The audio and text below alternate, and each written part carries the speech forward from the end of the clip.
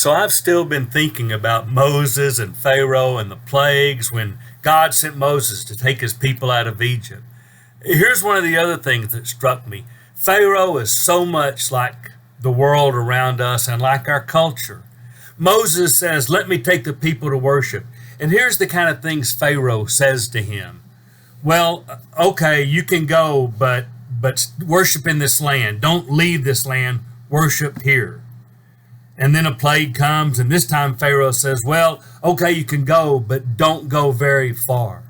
You see, it's all about compromise. You want to go away to worship, but I'm telling you, worship here, don't go far. Another time after another plague, it says, fine, let the men go worship. Leave your wives and your children here. Compromise. Okay, if you think you have to do this, you do it, but don't involve your family. Another time it was, okay, take your wives, take your children, don't take your livestock. Leave your way to make a living here. You know, Satan still wants us to do that. Okay, if you really want to follow God, then don't be so rigid about it. You know, don't be hard to these people. Be nice over here. Compromise here. Don't be so insistent about this. It's okay if you don't do.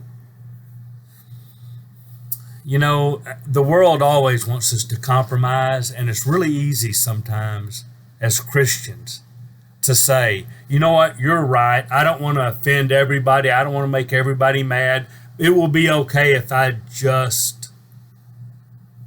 And then it starts.